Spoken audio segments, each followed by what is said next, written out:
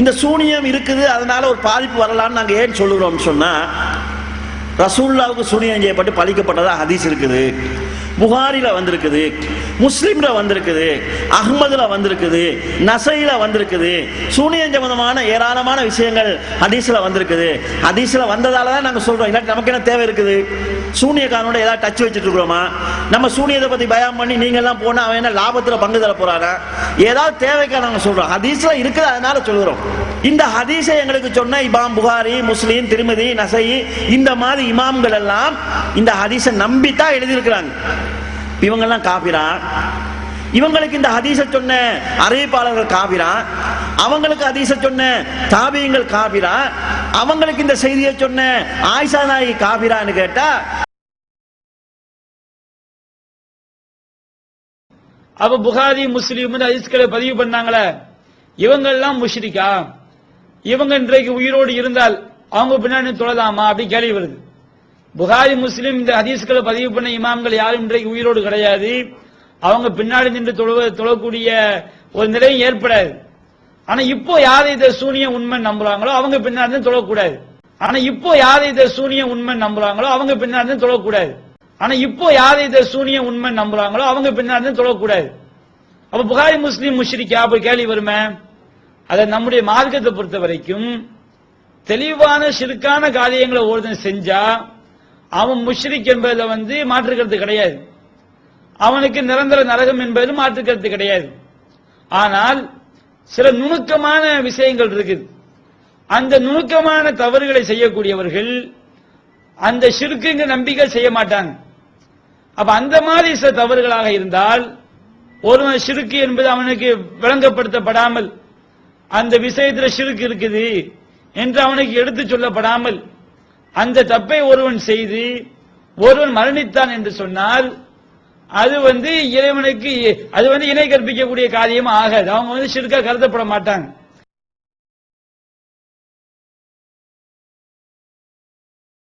அவர் புகாரியோ முஸ்லீம் அவர்கிட்ட போய் இந்த மாதிரி எந்த ஒரு ஆர்குமெண்ட் யாரும் வைக்கவும் இல்லை, அவங்கள்ட்ட இந்த கொஸ்டின் பண்ணவும் இல்லை, அவங்க எதுக்கு பதில் சொல்ல முடியாம திணறி தடுமாறி போகவும் இல்லை. எல்லாரும் போய் கண்டுக்கிறா போயிட்டு இருந்தாங்க. எப்படி ரசூல் ஸல்லல்லாஹு அலைஹி வஸல்லத்துக்கு ஒரு யூதர் சொல்லி காட்டும் போது தெரிந்து கொண்டார்களோ சில விஷயங்களை, அந்த மாதிரி பல வருடங்களுக்கு பிறகு ஒருத்தர் ரெண்டு பேரும் ஒரு காலத்தில் சுட்டி காட்டுகிறார்கள். இப்போ ஒரு புதிய விளக்கம் மட்டும் சொல்றாங்க. என்னன்னு கேட்டா, சூனியத்துல மறைமுகமான சிறுக்கு இருக்குதுங்கிறதை நாங்கள் ஆய்வு பண்ணி இப்ப கண்டுபிடிச்சிருக்கிறோம். அப்ப இந்த சூனியத்துல இறைவனுக்கு இணை கற்பித்தல் எப்படி வருது என்கின்ற நுட்பமான விஷயத்தை நாம் இன்னைக்கு தெளிவுபடுத்துறோம். அப்ப இந்த சூனியத்துல இறைவனுக்கு இணை கற்பித்தல் எப்படி வருது என்கின்ற நுட்பமான விஷயத்தை நாம் இன்னைக்கு தெளிவுபடுத்துறோம். அப்ப இந்த சூனியத்துல இறைவனுக்கு இணை கற்பித்தல் எப்படி வருது என்கின்ற நுட்பமான விஷயத்தை நாம் இன்னைக்கு தெளிவுபடுத்துறோம். இந்த மாதிரி நுட்பமான விஷயம் புகாரி இமாமுடைய காலத்திலோ முஸ்லிம் இமாமுடைய காலத்திலோ இது அறியாத யாரெல்லாம் இதை நம்பி மரணித்தாங்களோ அவங்களுக்கு நுட்பமான விஷயம் தெளிவுபடுத்தப்படல. இத மாதிரி இறைவனுக்கு ஈக்குவல் நம்ம ஆக்குறோம் என்று தெளிவுபடுத்தப்பட்ட பிறகும் அவங்க உண்மை நம்பி தான் வச்சுக்கிடுங்க, அப்ப அவங்களையும் ஷிர்க்குன்னு தான் சொல்லிட்டு போவோம் என்று தெளிவுபடுத்தப்பட்ட பிறகும் அவங்க உண்மை நம்பி தான் வச்சுக்கிடுங்க, அப்ப அவங்களையும் ஷிர்க்குன்னு தான் சொல்லிட்டு போவோம் என்று தெளிவுபடுத்தப்பட்ட பிறகும் அவங்க உண்மை நம்பி தான் வச்சுக்கிடுங்க, அப்ப அவங்களையும் ஷிர்க்குன்னு தான் சொல்லிட்டு போவோம். ஆனா அவங்களுக்கு என்ன செய்யப்படல, தெளிவுபடுத்தப்படல. இன்னும் எத்தனை விஷயங்களை கண்டுபிடிப்பாங்களோ தெரியாது. அவங்க கண்டுபிடிச்சு சொல்றது கிடையாது. நம்ம மௌத்தா போய்த்தோம்னா நிம்மதியா இருக்கலாம். இப்ப ஆய்வு பண்ணி கண்டிருக்கிறாங்களாம். கண்ணியத்துக்குரிய சகோதரர்களே, அதை அவர்கள் சொல்லி இருக்கிறாங்களாம். சொன்னதுக்கு பிறகு யார் நம்புறாங்களோ அவங்க முஸ்லிக்காம், சொல்றதுக்கு முன்னால நம்புறவங்க முஸ்லிக் இல்லையாம். ஒரு கேள்வி கேட்கப்படுகிறது, மக்காவில் உள்ள இமாம்கள் எல்லாம் சூனியத்தை நம்புறாங்களே, அவங்களுக்கு பின்னால ஹஜ்ஜிக்கு போய் தொழலாமா, உம்ராவுக்கு போய் தொழலாமான்னு கேட்டா, அதனால சவுதியில உள்ள எனக்கு தெரிஞ்ச வரைக்கும் சவுதியில உள்ள அந்த அரபு மொழியில் இந்த வாதங்கள் எல்லாம் அவர்களுக்கு போய் இதெல்லாம் எடுத்து வைக்கப்பட்டு ஆமா ஷிர்க்கு தானே என்று அவங்களுக்கும் புரிந்து அதுக்கு பிறகு மனமுரண்டா மறுத்தார்கள் என்று தெரிய வந்தால்தான் அவங்கள இந்த கணக்குல சேர்ப்போம். இல்லைன்னா அந்த யூதர் சுட்டி காட்டுறதுக்கு முன்னாடி சஹாபாக்கள் எந்த நிலையில் இருந்தார்களோ அந்த நிலையில் உள்ளவர்களாக அவர்களையும், அதே மாதிரி புகாரி முஸ்லிம் போன்ற இமாம்களை அந்த மாதிரி நம்ம எடுத்துக்கொள்வோம். நீங்க அவங்கள்ட்ட சொல்லுங்க, சொன்னதுக்கு அப்புறம் நம்பலன்னா தொலை வேணாம். இப்ப அவங்களுக்கு நம்ம தமிழ்ல சொல்லி இருக்கணும், அவங்களுக்கு தெரியாது. அதனால அவங்க முஸ்லிக் இல்லை. பாவப்பட்ட ஜென்மங்கள் தமிழ் படிச்சதுனால எங்களுக்கு பிடிச்ச கேடு. நமக்கு சிங்களம் இங்கிலீஷ் உருது மட்டும் தெரிஞ்சு தமிழ் தெரியாம இருந்திருந்தா நம்ம காவிலா இருக்க மாட்டோம், நமக்கு பின்னால தொழுவாங்க. ஆனா தமிழ் தெரிஞ்சதுதான் நாங்க செஞ்ச பாவமா? தமிழ் தெரிஞ்சதுனால நாங்க முஸ்லிக்கா இருக்கிறோம். தமிழ் தெரியாத பள்ளியில அவன் சிகரம் நம்பிட்டு போவான், பிரச்சனை கிடையாது. என்னன்னு பத்துவா கொடுக்குறீங்க? நாளை மறுமையில் அல்லாஹ் தஆலா ஒருத்தனை எழுப்பி நீ சூனியத்தை நம்பினியா? நம்புனையா? இல்ல. என்ன மொழி பேசினாய்? நான் சிங்களம் தான் பேசினேன். தமிழ் தெரியுமா? தமிழே தெரியாது. சரி பரவாயில்ல, உனக்கு தெரியாது, நீ சொர்க்கத்துக்கு போ. இன்னொருத்தன் வாரான், சூனியத்தை நம்புனியா? நம்புன. தமிழ் தெரியுமா? தமிழ் தெரியும். அண்ணன் பயம் பீடி சீடி கீடி எல்லாம் கேட்கலையா? அதெல்லாம் நான் கேட்டதே இல்லையா? இல்ல.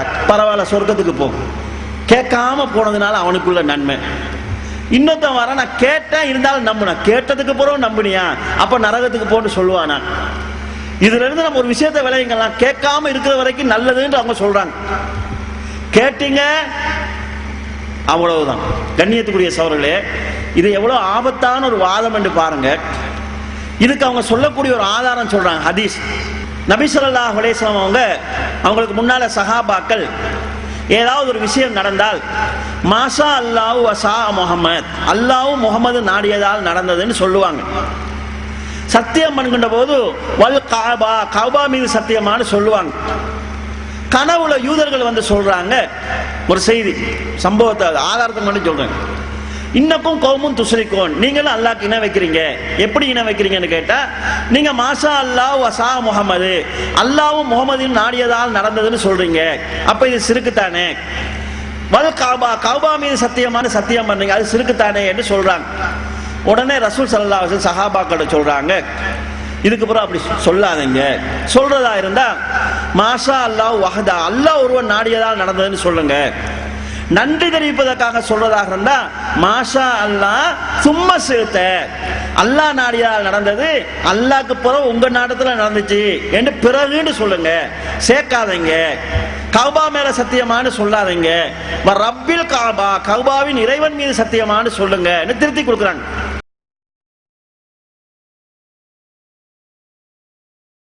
எப்படி இருக்கிறது என்று கேட்டால், இப்ப நபிகள் நாயகம் ஸல்லல்லாஹு அலைஹி வஸல்லம் அவங்களுடைய காலத்துல ஒரு யூதர் வர்றாரு.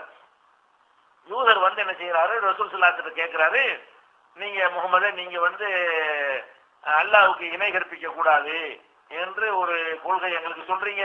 ஆனால் சொல்லக்கூடிய நீங்களே இன்னக்கும் துஷ்ரிகூன ஒத்து நத்திட்டூன, நீங்களும் அல்லாஹ்வுக்கு இணை கற்பிக்கிறீர்கள், அல்லாஹ்வுக்கு ஈக்குவலாக ஆக்கத்தான் செய்கிறீர்கள் அப்படின்னு ஒரு பயங்கரமான ஒரு குற்றச்சாட்டுக்கு வைக்கிறார். யார்கிட்ட? நபிகள் நாயகம் ஸல்லல்லாஹு அலைஹி வஸல்லம் அவங்களை பார்த்து சொல்றாரு, எங்களை வந்து சிறுக்கு வைக்கிறதாக சொல்ற நீங்களும் சிறுக்கு வைக்கத்தானே செய்யறீங்க அப்படின்னு கேட்கிறாரு. அப்ப ரசூல் ஸல்லல்லாஹு அலைஹி வஸல்லம் கேட்கறாங்க, அது என்னப்பா, அது எங்க நாங்க சிறுக்கு வைக்கிறோம் கேட்கறாங்க. அப்ப அவர் என்ன சொல்றாருன்னு கேட்டா, நீங்க வந்து அடிக்கடி உங்களுடைய பேச்சுக்கள்ல வந்து கஅபாவின் மீது சத்தியமாக சொல்றீங்க. முஸ்லிம்களாகிய நீங்கள் என்ன செய்றீங்கன்னா கஅபாவின் மீது சத்தியமாக செய்றீங்க. கஅபாவும் அல்லாஹ்வும் ஒன்னா, அல்லாஹ் மேலதான சத்தியம் செய்யணும். கஅபாவை ஒரு கட்டடத்தை போய் அல்லாஹ்வுடைய இடத்துல வைக்கிறீங்களே, இது ஷிர்க் இல்லையா? அதே மாதிரி ஒரு விஷயத்தை சொல்லும் பொழுது நபிகள் நாயகத்தை நோக்கி முஸ்லிம்கள் பேசும் பொழுது என்ன செய்வாங்கன்னு கேட்டா, மாஷா அல்லாஹு வஸித்த, நபியே அல்லாஹ் நினைத்ததும் நீங்க நினைத்தபடியும் நடந்து விட்டதுன்னு சொல்லுவாங்க. அவர் கேட்கிறாரு, அப்ப அல்லாஹ் நினைத்தபடியும் நீங்க நினைத்தபடியும் நடந்ததுன்னு சொன்னா அப்ப உங்களை வந்து அல்லாஹ் உயிர்கள் ஆயிட்டாங்களே, உங்க உம்மத்தினர்கள் உங்க சமுதாய மக்கள் வந்து மாஷா அல்லாஹு வஸித்த என்று சொல்வதன் மூலமாக இணை கற்பிக்கிறார்கள், கஅபாவின் மீது சத்தியமாக என்று சொல்லி இணை கற்பிக்கிறார்கள் ஒரு சுத்தி கேட்டார். உடனே ரசூல் ஸல்லல்லாஹு அலைஹி செய்யறாங்க, ஆஹா ஆமா நுணுக்கமான விஷயம் நம்ம கவனிக்காம விட்டோமே. உடனே ரசூல் ஸல்லல்லாஹு அலைஹி செய்யறாங்க, ஆஹா ஆமா நுணுக்கமான விஷயம் நம்ம கவனிக்காம விட்டோமே. உடனே ரசூல் ஸல்லல்லாஹு அலைஹி செய்யறாங்க, ஆஹா ஆமா நுணுக்கமான விஷயம் நம்ம கவனிக்காம விட்டோமே. அப்படித்தானே சொல்றாங்க, அது வரத்தானே செய்யுது, ஷிர்க் வரத்தானே செய்யுது அப்படின்னு அவ்வளவு சஹாபாக்களுக்கு ஷிர்க்னு விளங்கல. ரசூல் ஸல்லல்லாஹு அலைஹி வஸல்லம் இதை கவனிக்காம இருந்துட்டாங்க. அவ்வளவு சஹாபாக்களுக்கு ஷிர்க்னு விளங்கல. ரசூல் ஸல்லல்லாஹு அலைஹி வஸல்லம் இதை கவனிக்காம இருந்துட்டாங்க. அவ்வளவு சஹாபாக்களுக்கு ஷிர்க்னு விளங்கல. ரசூல் ஸல்லல்லாஹு அலைஹி வஸல்லம் இதை கவனிக்காம இருந்துட்டாங்க. இவர் சுட்டி காட்டின பிறகு என்ன செய்யறாங்க, இனிமேல் நீங்கள் என்ன செய்யுங்க, முஸ்லிம்களை நோக்கி சொல்றாங்க, இனிமேல் கஅபாவின் மீது சத்தியமாக என்று சொல்லாம கஅபாவுடைய இறைவன் மீது சத்தியமாக ஒரு ரப்பில் கஅபான்னு சொல்லுங்க அப்படின்னு உத்தரவு போடுறாங்க. ஃபர்ஸ்ட். ரெண்டாவது சொல்றாங்க, நான் சொன்னபடி ஒரு காரியம் நடந்துருச்சுன்னு சொன்னா மாஷா அல்லாஹ் வசித்த அப்படி சொல்லாம மாஷா அல்லாஹ் சும்மா சேர்த்தன்னு சொல்லுங்க. அல்லாஹ் நான் தான் நடந்தது, அதுக்கு பிறகு நீங்களும் நாடினீர்கள் சும்மா பிறகு அப்படின்னு சொல்லுங்க, ஈக்குவல் பண்ணிடாதீங்க என்று அவர் யூதர் வந்து சுட்டி காட்டினதை ஏற்றுக்கொண்டு ரசூல் ஸல்லல்லாஹு அலைஹி வஸல்லம் கட்டளை இடுறாங்க. இது இப்ப யூதர் வந்து கேட்டாருனால இது எங்க நடந்திருக்கு? மதீனாவுல நடந்திருக்கும். மதீனாவுக்கு போனவுடன் நினைச்சு சொல்ல முடியாது, எந்த வருஷம் நினைச்சும் தெரியல. ஆனால் மதீனாவுல நடந்திருக்கிறது. அப்ப அதுக்கு முன்னாடி 13 வருஷம் 14 வருஷ காலமாக இப்படித்தான் சஹாபாக்கள் பேசிட்டு இருந்தாங்க. எப்படி ஒல் காபான்னு சொல்லியும் மாஷா அல்லாஹ் சேத்தன்னு சொல்லினா ரசூலுல்லாஹை நோக்கி பேசிக் கொண்டிருக்கிறார்கள்.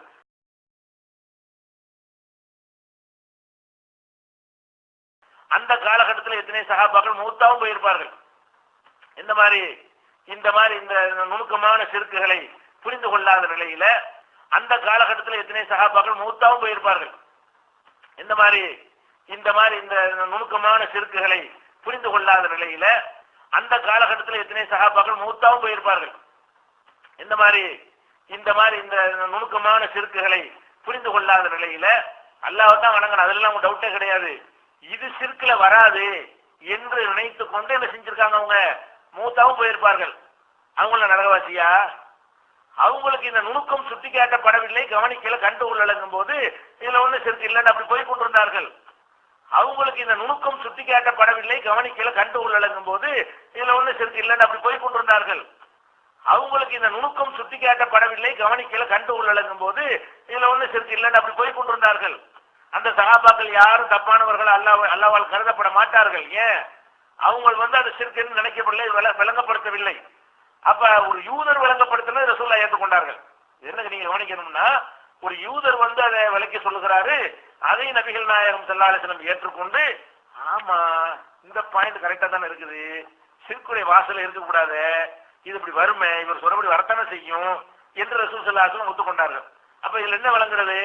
இந்த நுணுக்கமான விஷயங்களை பொறுத்த வரைக்கும் சுட்டிக்காட்டப்படாத ஒரு நேரத்தில் ஒருவர் ரசூலுல்லாஹ் செஞ்சாங்க, அவர் இப்படி எல்லாம் சிறுக்கு வருதுன்னு விளங்கப்படுத்தி ஆமா சரிதானே அப்படின்னு புரியாம நம்பினார்னு வைங்க, அவர் குற்றவாளியாக மாட்டார். இவங்களோட ஆதாரம் என்னன்னு கேட்டா, ரசூலுல்லாஹ் சொல்றதுக்கு முன்னால சஹாபாக்கள் எல்லாம் சிறுக்குன்னு சொல்லப்பட்ட இந்த வேலையை செஞ்சாங்க தானே. நம்ம அவங்கள முஸ்லிக்குன்னு சொல்லுவோமா? சொல்ல மாட்டோம். இப்ப ரசூலுல்லாஹ் சொல்லிட்டாங்க தானே இப்படி சொல்லாதீங்கன்னு, அதுக்கு பிறகு செஞ்சா நம்ம முஸ்லிக்குன்னு சொல்லுவோமா இல்லையா? சொல்லுவோம். அதே மாதிரி நாங்க இப்ப ஆய்வு செய்து கண்டுபிடிச்சிருக்கிறோம், கண்டுபிடிக்கிறதுக்கு முன்னால நம்முடைய முஸ்லிக் கிடையாது, கண்டுபிடிச்சு நாங்க சொல்லி அது யார் யாருக்கெல்லாம் எத்திச்சோம் அவங்க எல்லாம் முஸ்லிக்குகள் சொல்லுவாங்க. கண்ணியத்துக்குரிய சார்பிலே இதை ஏற்று சில சகோதரர்கள் பள்ளியிலே ஜமாத்துக்கு வராம இருக்கிறாங்க, வேணுண்டு லேட்டாகி வராங்க, இவங்களுக்கு பின்னால தொலையலாது, ஏண்டா நம்மளுடைய ஆய்வுல கண்டுபிடிக்கப்பட்டதை இவங்க நிராகரிச்சுட்டாங்க, முஸ்லிக் ஆயிட்டாங்க. அன்பின் சகோதரர்களே, நீங்கள் உங்களுடைய தலைவரை எங்கே கொண்டு போய் நிப்பாட்டி இருக்கிறீங்க? இஸ்லாமத்தினுடைய வளர்ச்சி என்ன? ரசூலுல்லாஹ் ஒன்றை தடுப்பதற்கு முன்னால் அது ஆகுமானது. சாராயம் சஹாபாக்கள் குடிச்சு கொண்டிருந்தாங்க, ரசூலுல்லாஹ் தடுக்கும் வரை குடிச்சிட்டு இருந்தாங்க. தடுத்ததுக்கு பிறகு குடிச்சா பாவம், தடுக்க முந்தி குடிச்சா பாவம் இல்லை. இப்போது ஏன் நாங்க அப்படி சொல்றோம் சொன்னா, தடுக்க முன்னர் வகை தடுக்கவில்லை, அல்லாஹ்வுடைய சட்டம் தடுக்கவில்லை, தடுத்ததுக்கு பிறகு குடிச்சா அல்லாஹ்வுடைய சட்டத்தை மீறிட்டாங்க, அதனால குற்றவாளி. நீங்க ஆய்வு செய்வீங்க, அந்த ஆய்வை அல்லாஹ்வுடைய ரசூலுடைய வகைக்கு சமமாக நாங்கள் வைக்க வேண்டுமா?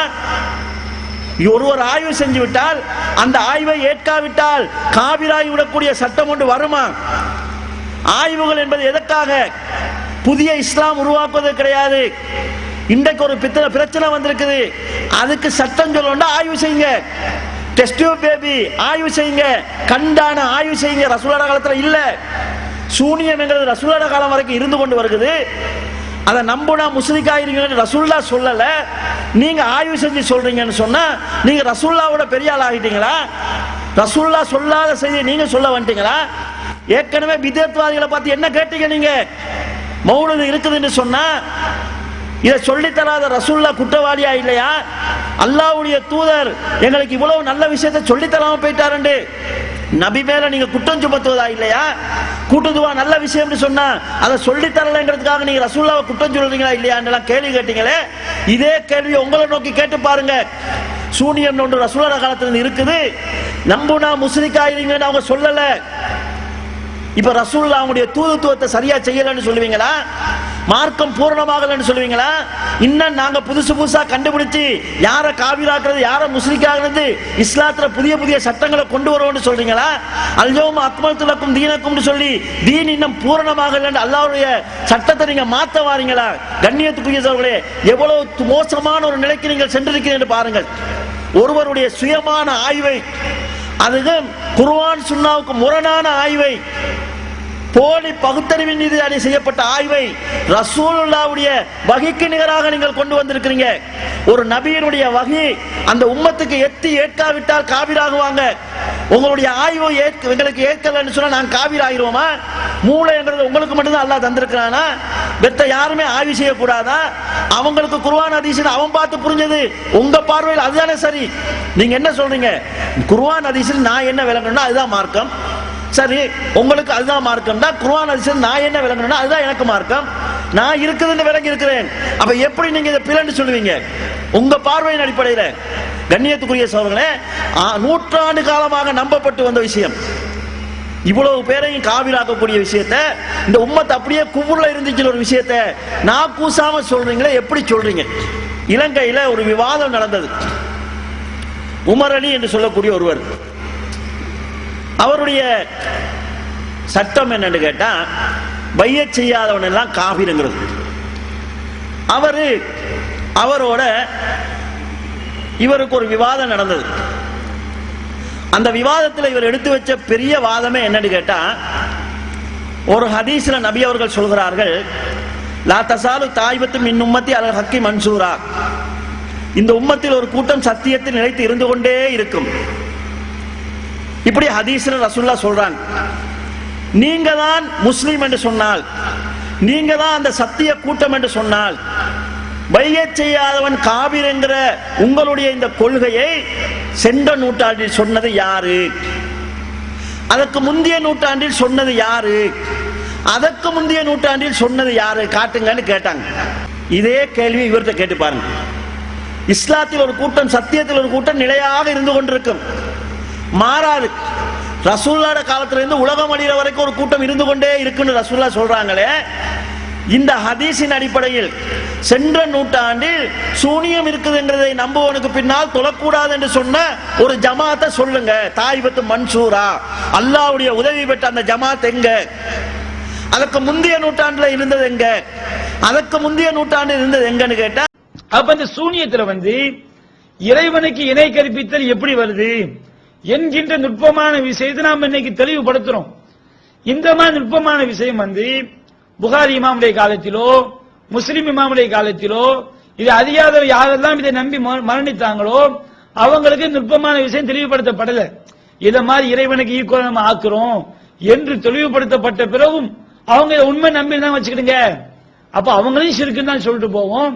ஆனா அவங்களுக்கு என்ன செய்யப்படல, தெளிவுபடுத்தப்படல. இவங்களால காட்ட முடியாது.